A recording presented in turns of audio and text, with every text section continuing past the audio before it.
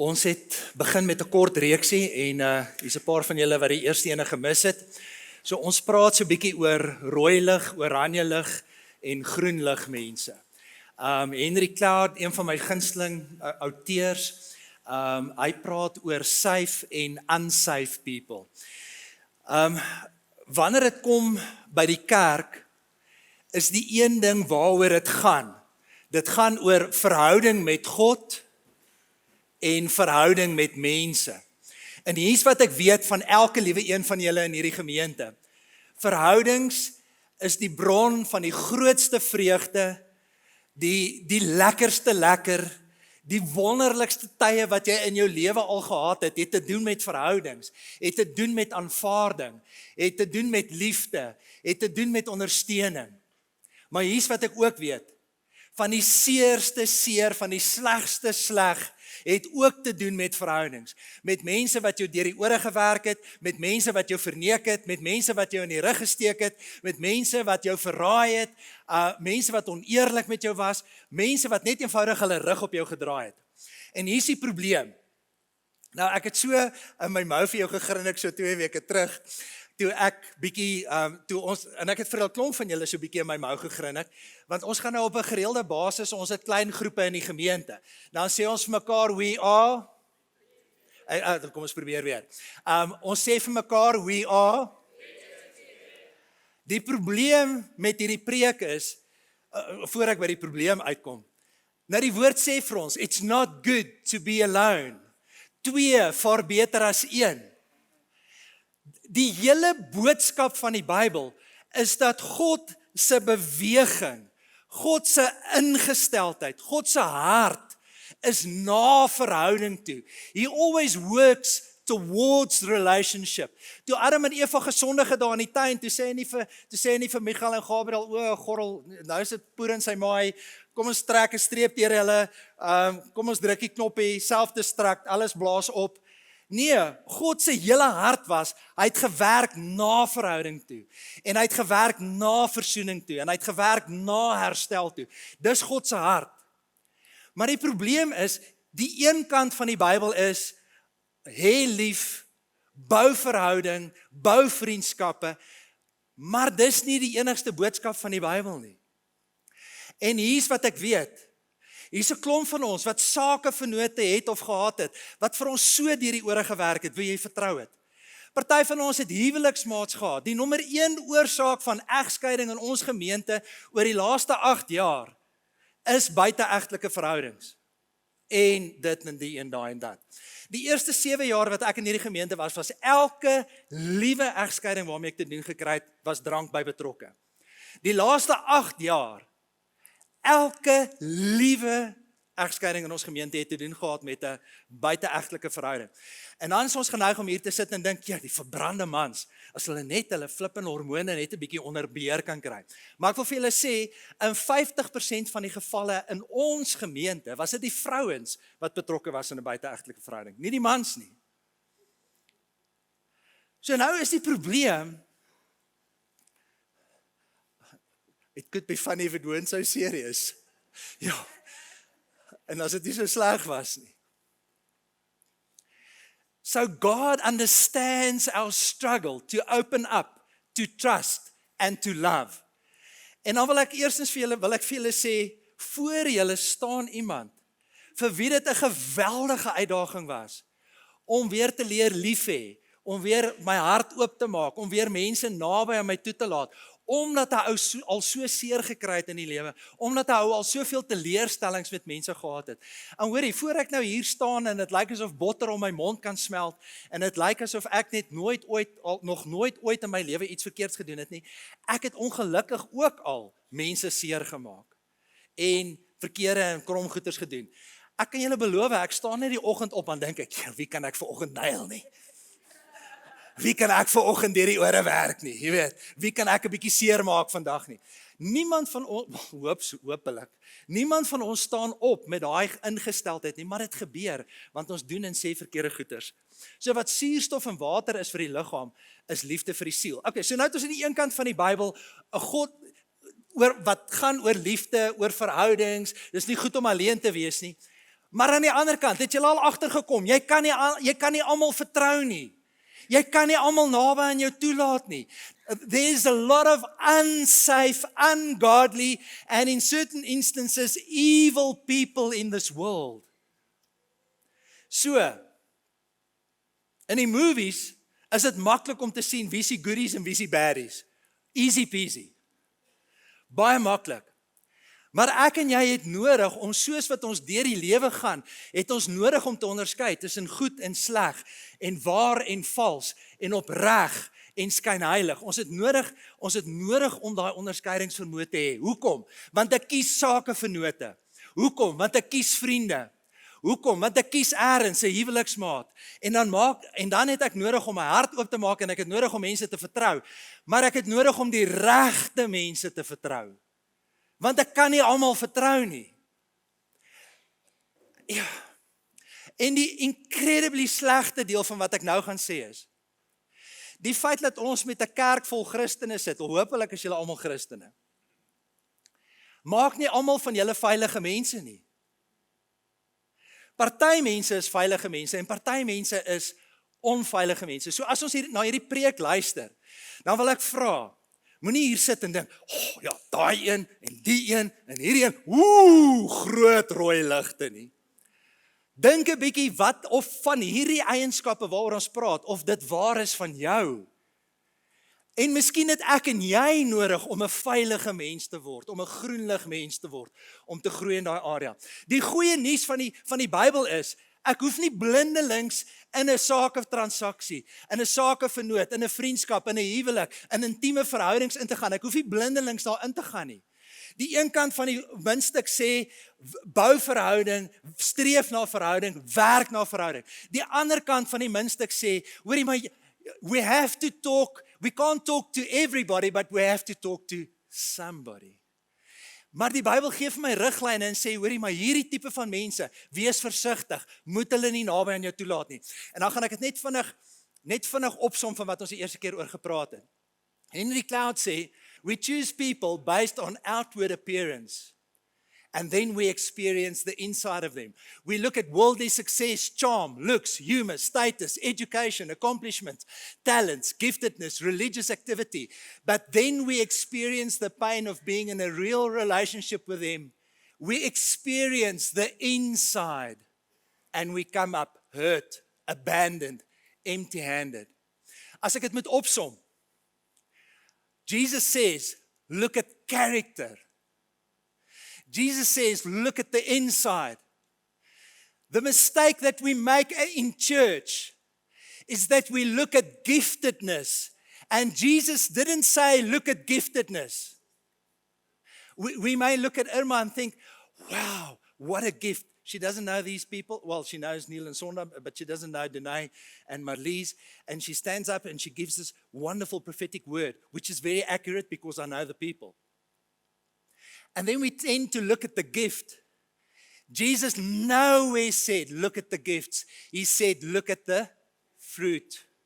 Look at the character. Alright, en dan is daar 3 groepe. ABC's, net vinnig opsom. Daar's 3 groepe mense vir wie jy baie versigtig weer moet wees. Abandoners, irresponsible, blameworthy people and critics. Kom ons praat net gou-gou oor die ABC, die 3 groepe. So, character, fruit. Wat is die 3 ABC's? Abandoners. Abandoners are people who can start a relationship. Pieter Nel praat stadiger. Ek is so opgewonde, net praat.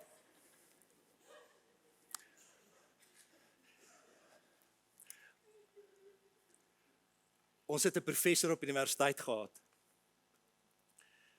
Professor Wetmar. Goeiemôre dames en here. Vandag praat ons oor die 1000-jarige vrederyk. So ongelooflike, interessante onderwerp.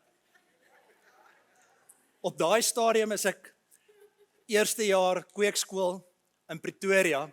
Die Golfoorlog het net uitgebreek. En op daai stadium was toe ons nog so semi-lugmag gehad, goeie ou dae. En op 'n stadium vlieg daar so 2-3 Mirages oor die klas.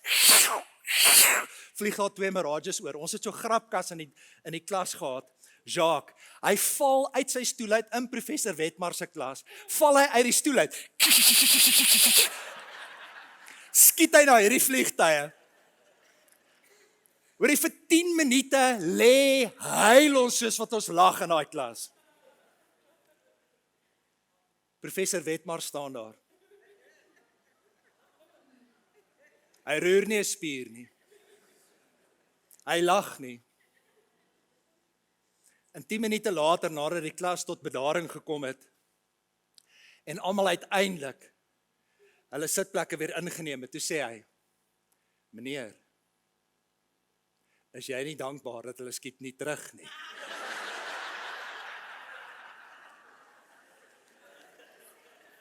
Is die klas verby? Ons het nie daai klas gehad nie. Alright, ek sal nou probeer stadiger praat. Okay, abandoners. Abandoners are people who can start a relationship, but who can't finish it. Het julle al mense gehoor? Luister net as mense met jou praat.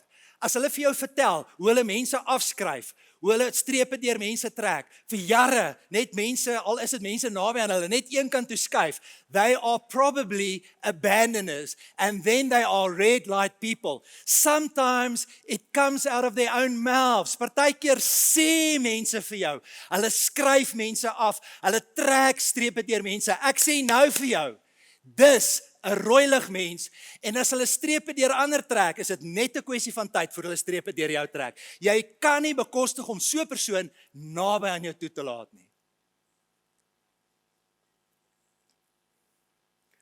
Dan, blameworthy, irresponsible people. Irresponsibles are people who don't take care of themselves or others. They have problems with delaying gratification. They don't consider the consequences of their actions and they don't follow through on their commitments. They are like grown-up children. Hulle speel die blame game. Neem nie verantwoordelikheid nie. Dis gewoonlik rooi-lig mense. Dan die laaste een, critics. Het julle al met mense te doen gekry? Critics are more concerned with confronting errors than they are with making connections.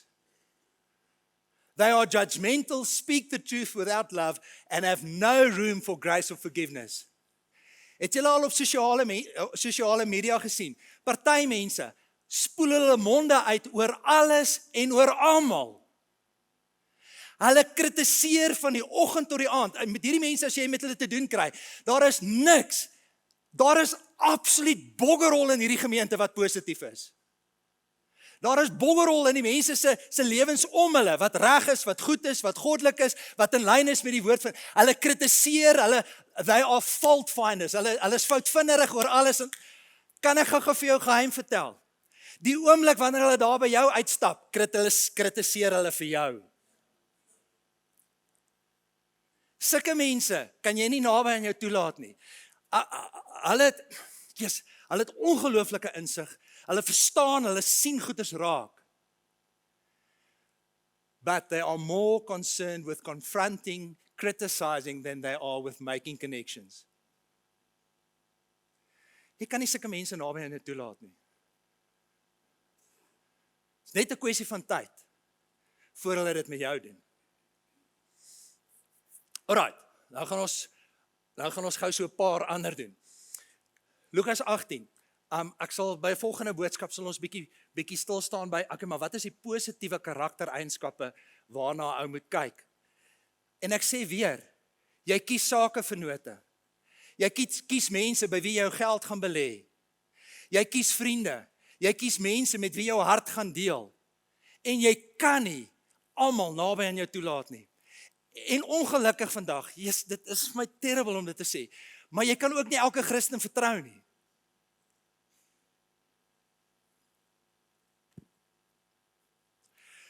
Okay, met die oog op mense wat seker was dat hulle eie saak met God reg is, en wat op ander neergesien het, het Jesus hierdie gelykenis vertel, Jesus se woorde. 2 mense het na die tempel toe gegaan om te bid. Die een was 'n fariseer, die ander een 'n tollenaar. Die fariseer het gaan staan en by homself so gebid, o God, ek dank U dat ek nie soos die ander mense hier is nie. Diewe, bedrieërs, egbrekers en ook nie soos hierdie tollenaar nie. So hy sien neer op ander mense. Ek vas 2 keer in die week, ek gee 1/10 van my hele inkomste. Maar die tollenaar het daar ver bly staan. Hy wou selfs nie na die hemel opkyk nie. Hy het bedroef op sy bors geslaan en gesê: "O God, wees my sondaar genadig." Ek sê vir julle, hierdie man, die tollenaar, en nie die ander een nie, het huis toe gegaan as iemand wie se saak met God reg is. Elkeen wat hoogmoedig is, sal verneder word. En elkeen wat nederig is, sal verhoog word. Ons het so eenmal 'n maand net 'n gesamentlike diens, so 'n klein bietjie meer Engels in vandag se diens as normaalweg. Kom ons lees gou die Engels. Then Jesus told this story to some who had great confidence in their own righteousness and scorned everyone else. 2 men went to the temple to pray. One was a Pharisee, the other was a despised tax collector. The Pharisee stood by himself and prayed, "Oh, I thank you, God. I'm not like these other people, cheaters, sinners, adulterers. I'm certainly not like that tax collector. I fast twice a week. I give 1/10 of my income." But the tax collector stood at a distance and dared not even lift his eyes to heaven as he prayed. Instead, he beat his chest in sorrow, saying, "Oh God, be merciful to me, for I'm a sinner." I tell you, this sinner, not the Pharisee, returned home justified before God, because those who exalt themselves will be humbled, and those who humble themselves will be exalted. Alright, wanneer ons praat oor groenlig, rooi lig mense, wanneer ou praat oor veilige, onveilige mense, een van die eerste eienskappe van 'n onveilige rooi lig mens is dat hy is hoogmoedig. Wanneer jy na hierdie fariseer kyk, die samelewing het na die uiterlike gekyk. En hy het die titel gehad, hy het die status gehad, hy het die posisie gehad, hy het aan die buitekant, het hy al die regte dinge gedoen. Maar Jesus sê, ons kyk nie na die uiterlike nie. En dis die fout wat ons maak in die kerk ook. Ons kyk na die uiterlike, ons sien die sukses, ons sien die voorspoed, ons sien dit. En luister, time out. God is 'n God wat seën. En hy seën met voorspoed, en hy seën met sukses, en hy seën met groei. So dit beteken nie alle suksesvolle mense is onveilig nie. Dit is partykeer net eenvoudig geteken van die seën van die Here maak ryk en moeitevolle arbeid voeg niks daarby nie, sê Psalm 127. Maar ons kyk vas in die uiterlike. Toe die Here sê, "Salf vir my 'n koning," toe kom die profeet daar, Samuel daar op die plaas. En hy kyk na al die uiterlike, hy kyk na die groot, fors, fris, mooi geboude, aantreklike mans. En elke keer dink Samuel, dis die een, en die Here sê, dis nie hy nie. Want die Here het gekyk na Dawid se hart. So wanneer jy te doen het, when you get to deal with people that pretend to have it all together, and they can't admit their weaknesses. Wie van julle het al met mense te doen gekry? En hulle is net perfek. En hulle maak net nooit 'n foutjie nie. En hulle herken net nooit hulle foute nie. En hulle sal nooit, sulke mense sê ook gewoonlik nie jammer nie, want hulle maak nooit die fout nie. Hoor, kan ek gou vir jou vra? Het iemand al vir jou gesê, dalk is dit jou man of jou vrou, het iemand al vir jou gesê, maar jy sê nooit ekskuus nie? Erna spot altyd en sê, wel, sy het ook al 1 keer 'n fout gemaak. Nee, dis net, ek sê nie Erna se rooi lig mense, sy spot net altyd. Maar die oomblik wanneer jy te doen kry met mense, hulle alles is net perfek.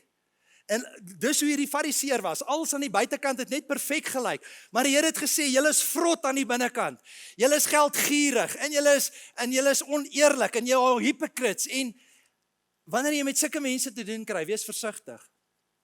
When you are religious versus spiritual. Religious people project a perfect image. Spiritual people, geestelike mense weet, sonder Jesus is ek in my kanon in. Jesus het vir my prys betaal. Ek is 'n sondaar, gered uit genade uit. En dan maak hy my sy seun. And I am fearfully and wonderfully made. And I am God's masterpiece, created anew in Christ Jesus for good works. En al daai goeders is vir my waar. Maar hoorie, Spiritual people have a good relationship with God, but they don't have any problem admitting their mistakes. Hulle is nederig. Hulle kan hulle foute erken en bely. Hulle is hoogmoedig. Die grootste oxymoron, wat is 'n goeie Afrikaanse woord daarvoor? Oxymoron. Is geestelike hoogmoed.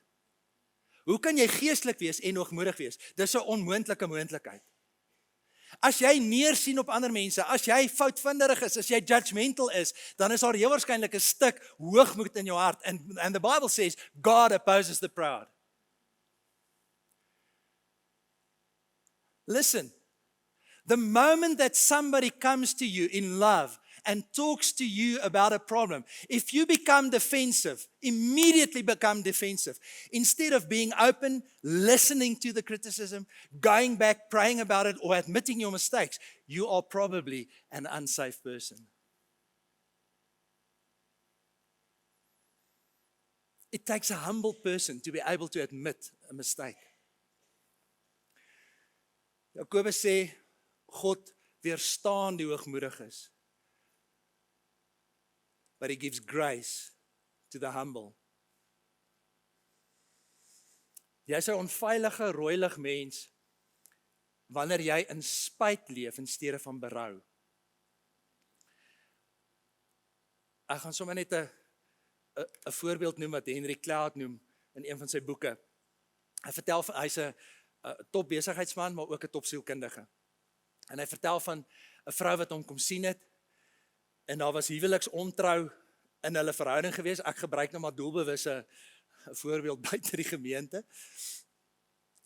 En die vrou kom vertel vir hom, "Jesus, ek het my man uitgevang, en hy het gebreek, hy het gehuil, hy het gesê hy is jammer, hy het gevra om verskoning, hy het om vergifnis gespleit en gesmeek, en hy het rarig gewys, hy was ongelooflik hartseer."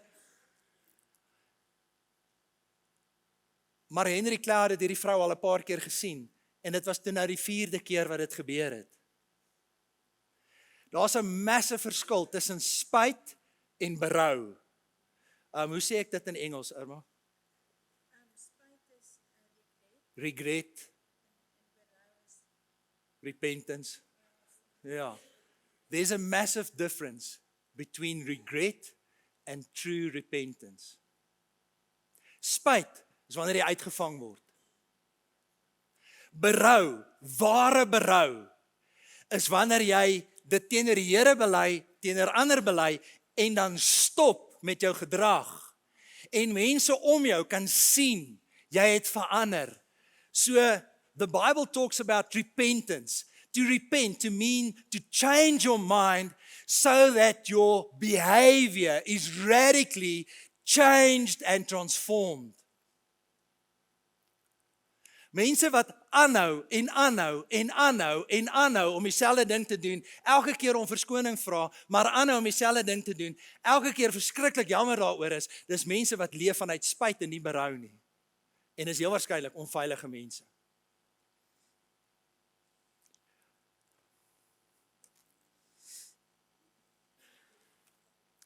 Onveilige mense jok, verskriklik. Steek gou die hand op, wie het nog nooit 'n wit lentjie in hierdie kerk vertel nie? Ek het veel slegte nuus oor wit lentjies. Daar is nie iets soos 'n wit lentjie nie, hulle is almal pikgiet swart en word uit die hel uit gemotiveer. Ekstreme voorbeeld uit die gemeente uit. Baie jare terug, so mense is lankal al bly in 'n ander deel van die wêreld. Jong paartjie, getroud in die gemeente, sy het 'n finansiële agtergrond, rekenmeester, weet hoe om met geld en syfers te werk, maar hulle het die besluit gemaak, sy doen dit die hele tyd by die werk, sy wil dit nie nog by die huis doen nie, so sy gee toe nou volle beheer van finansies, gee sy aan haar man oor. Die knaap verloor sy werk, maar hy sê niks vir sy vrou nie. Vir 3 maande lank staan hy elke oggend op, trek 'n das aan, gaan werk toe, En hy maak asof hy werk, hy leef 'n leuen. 3 maande later, een middag kom sy by die huis en toe staan die baljie. Toe klop die baljie daar aan die deur. En toe is die baljie daar om die karre in die huis te vat. En sy het hierdie massive skok. Want sy het geen idee gehad van wat aan die gang was in die finansies nie. En hy het vir 3 maande lank met sy lewe, maar ook met sy mond het hy gelieg oor wat aan die gang is. Luister bietjie, as jy met mense besigheid doen of mense naby aan julle toelaat, luister bietjie of hulle vertel hoe hulle ander deur die ore gewerk het, ander ingedoen het, ander te nagekom het. Luister bietjie na hoe hulle praat. Hoorie, ek wil net vir julle sê. Ek gaan gou hierdie voorbeeld gebruik. Ons was 'n paar dae in Bellito en maar ons het op die strand gebly, so ons het nou nie eers moeite gedoen om 'n kar te huur ensovoorts. Ons het sommer afgestap strand toe. Maar die eendag dis hot as hell, papi. En ek en Eloise stap uit met ons tentjie en met ons sakkie, stap ons nou uit. En hier kom so 'n ou tannie. Sy's in haar 80's, ek dink sy's 82. Sy stop, sy sê, my kinders, is julle op pad strand toe? Ja, tannie. Ek sê, kom klim in. Wildvreemde mense. Maar miskien het ons eerlike gesiggies. Anyway, ons klim by die tannie in die kar. Man, dis nie 2 minute nie. Hier pak hierdie tannie vir wildvreemde mense, pak sy haar hele lewe uit en die oom het 'n beroerte gehad en hy 87 en hy lê op sterwe en dit gaan nie lekker nie. En op die ou ende eindig ons op en ons bid vir hierdie tannie. Niks uit te waai gehad met 'n lift na die strand toe nie, 'n vernuut Uber nie. It was a godly appointment. Maar wat vir my verstommend was, is hoe vinnig mense vir wildvreemdelinge hulle lewens uitpak. En al wat jy moet doen is, luister net. Dit gaan by hulle monde aflek, ek skryf hierdie een af, ek trek strepe deur hierdie een en abandoner, rooi lig. Jy moet vir jouself sê, hierdie is 'n potensiële rooi lig mens, ek kan nie hierdie persoon naby aan my toelaat nie. En wanneer jy met mense praat, en jy kom agter en jy begin 'n verhouding met hulle bou en jy kom agter hulle het hierdie een verneek, hulle daai een verneek, hulle het hier gelieg en daar 'n storie vertel en hulle is trots daarop. Wees versigtig. The difference between safe and unsafe, sê Henry Cloud. The difference between safe and unsafe lies is that safe people own their lies, see them as a problem, to change as they become aware of their deception. Lying gives way to truth, confrontation, humility, and repentance. Oh. Kom ek los hierdie ene op. Here klompie jare terug.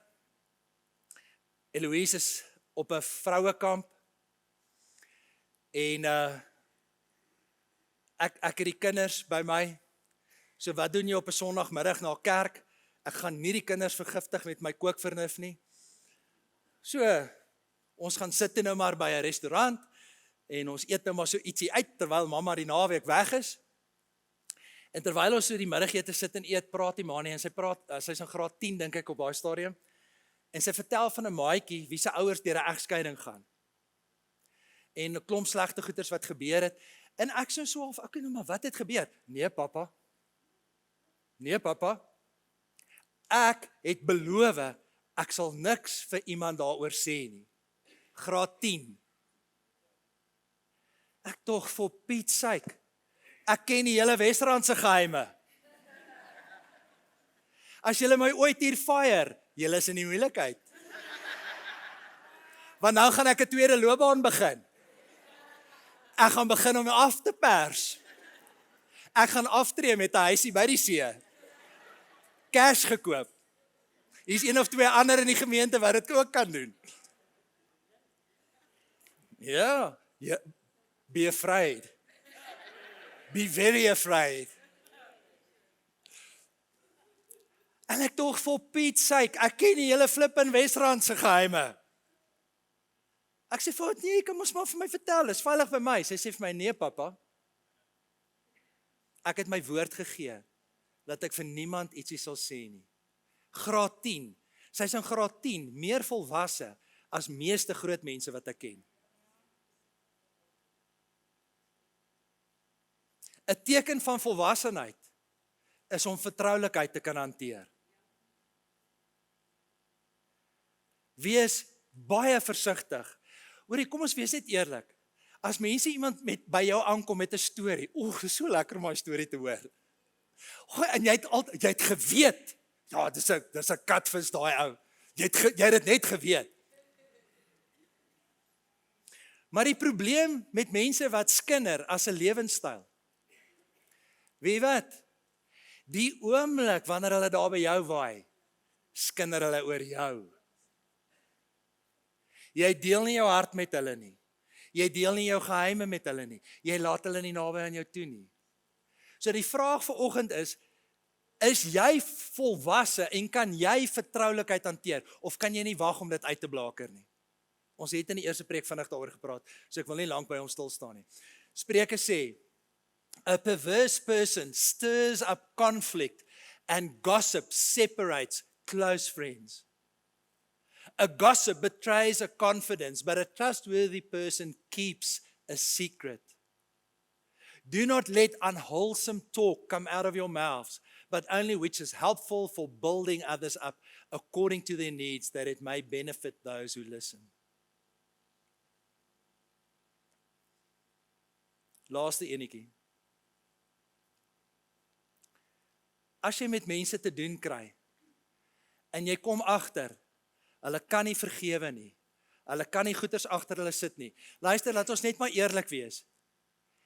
Elke liewe een van ons in hierdie gemeente het al seer gekry, is al ingedoen, is al te nagekom, is al beskinder, en dit hang af van watter posisie jy beklee, oor hoeveel daaroor jou geskinder is en gesê word. Van 'n Galasië storie. Stefanus de Jager, wat predikant was by Florida Suid gemeente, vertel eendag hierdie storie. Hy vertel hoe hy op 'n stadium in Swaziland was hy 'n predikant gewees. En op 'n stadium word een van sy ouderlinge, se vrou, deur 3 Swazi mans verkrag. Wat verskriklik is. En die mense het 'n krisis teenoor die Here, krisis teenoor mense, kwaad vir die Here, kwaad vir mense, kwaad vir die kerk. En vir maande lank bly hierdie ou weg van die kerk af. En eendag gaan nou Stefanus na hierdie ou toe, en hy klop daar by hom aan die deur. En hulle het 'n gesprek, en op 'n stadium in die gesprek sê Stefanus vir hom, hoorie, maar jy moet vergewe. En die ou strip vir hom. En hy was 'n groot ou. En toe Stefanus weer sien, toe hierdie ou hom so aan die skouers beet, sy voetjies hang so in die lug. En hy sê vir hom, moenie jy vir my kom preek oor vergifnis nie. En hy's op die punt om hom te headbutt soos in die movies. En hy sit hom neer en hy's drypster daar weg. Paar maande later kry Stefanus 'n klop daar aan die pastorie voordeur. En toe hy die deur oopmaak, gelukkig was daar 'n sekuriteitshek. En toe hy die deur oopmaak, toe staan hierdie ou daar, maar toe hy hom sien, toe maak hy nie die sekuriteitshek oop nie. En die ou sê vir hom, Dominee, ek wil net vir jou sê, ek het die genade ontvang om te vergewe. En vergifnis, partygoeder, soos hierdie voorbeeld, maak so seer, en is so vernederend, en tas iets aan jou siel, jou menswees, jou gees, jou verhouding met die Here, jou verhouding met, dit tas iets van jou menswees aan, en jy vergewe nie in 'n dag nie. En as ek 'n beeld kan gebruik, Roeps, ek gaan nou uit die, as om te vergewe daar by daai, en dis 'n voorbeeld wat ek al gebruik het in preke, as ek daar by Frans en Charmaine, wat daar in die hoek sit, as ek totaal en al vergewe het, dan het ek by hulle uitgekom, maar hier's waar ek is, ek seer, ek's kwaad, ek's verontreg, ek's ingedoen, ek's te nagekom, en dan maak ek 'n keuse om te vergewe. Ek's nog nie daar nie, maar ek is nie meer waar ek was nie. En dan maak ek weer 'n keuse om te vergewe. En dan 2-3 weke later dan sien ek hierdie ou op die TV.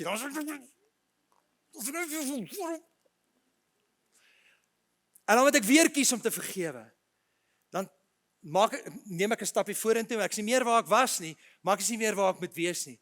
En dan 2-3 maande loop verby en dan wie loop jy raak in die winkelsentrum, hierdie varknek. En sy lewe gaan net aan en dit maak asof alles oukei is en jy het alles verloor. Jy's 10 miljoen rand down the drain, en jy's van voor af kwaad en nou kan ek kies, gaan ek terug na waar ek was of kies en ek kies om weer te vergewe. So die punt wat ek wil maak is, vergifnis is 'n keuse en is 'n proses. En partykeer vat dit 6 maande, partykeer vat dit jaar, partykeer vat dit 2 jaar om daar uit te kom.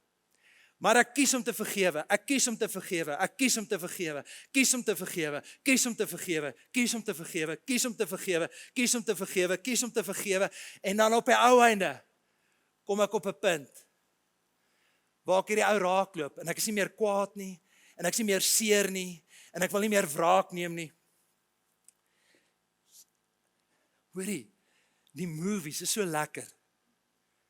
Dan sien jy die goodies en hulle word ingedoen, deur die ore gewerk. Maar Arnold Schwarzenegger is daar. And I'm not gonna get mad, I'm gonna get even. En jy weet, payback is coming. Oh, ek love sulke movies. En as ons moet eerlik wees, ons is gebore met iets van God in ons, and we want justice. Hierdie behoefte aan justice, dis wat die Here binne in ons kom plant het. Maar wraak kom my nie toe nie. En ek moet vergewe, en ek moet hulle in die Here se hand sit. En as die Here kies om hulle by te kom met 'n klein weerligstraal, sal dit my persoonlik eintlik nou nogal goed pas. Maar die probleem met die Here is, soos Jona op die moeilike manier agtergekom het. Here, ek het geweet. Ek het geweet, u gaan hierdie verbrande Assiriërs, wat die wreedste ouens in die geskiedenis van die mensdom was, sê sosioloë, ek het geweet, u gaan hulle vergewe en nog 'n kans gee. En dis hoekom hy weggehardloop het. Maar as jy met mense te doen kry, en hulle het mense afgeskryf, omdat hulle nooit vergewe het nie. Rooilig mense. En weet wat? Ergens doen of sê jy die verkeerde ding en die goeie wat jy moes doen, dit doen nie, en die verkeerde wat jy nie wou doen nie, dit doen jy, want ons is almal mens. Ek kan nou vir jou slegte nuus, as hulle ander nie kan vergewe nie, gaan hulle jou ook nie vergewe nie.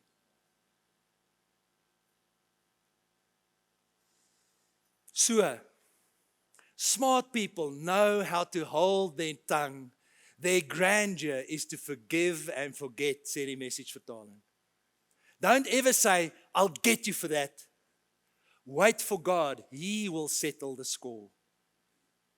Overlook an offense, bond a friendship. Fasten onto a slight and say, goodbye, friend. Judging others. Judge not, and you will not be judged. Condemn not, and you will not be condemned. Forgive, and you will be forgiven. So, ken jy hoogmoedige mense wat net nooit ooit 'n fout maak nie, nooit hulle foute erken nie, alles is perfek. They are probably religious and not spiritual. Unsafe. As jy in spyt leef in steede van berou, onveilig.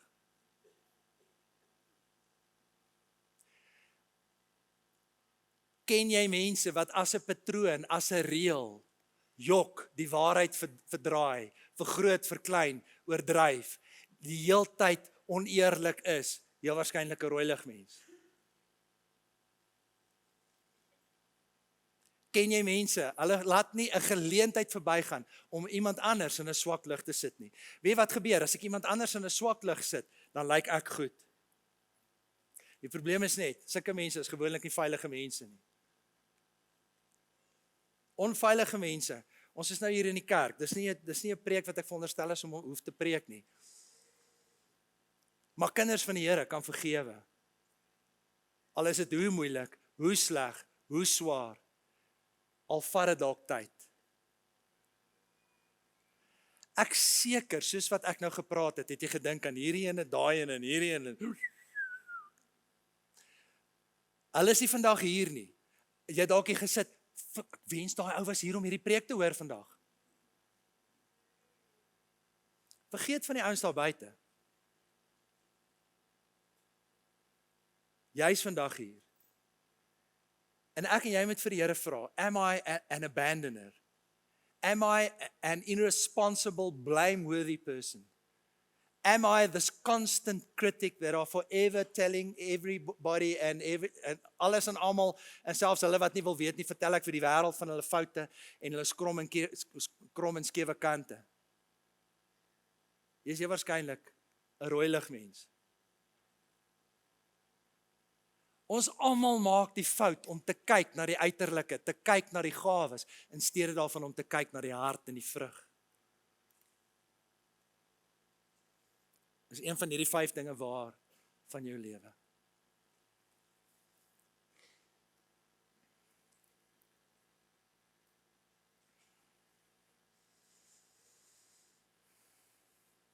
Ons gaan nie opstaan nie. Ons gaan nie hande opsteek nie. Ek dink ek gaan ook nie eers bid hier in die einde nie. Ek dink ek gaan vir elkeen geleentheid gee om net stil met die Here te praat en te sê, Here, is enige een van hierdie goeders van my waar? Want dan moet dit verander in my as kind van God.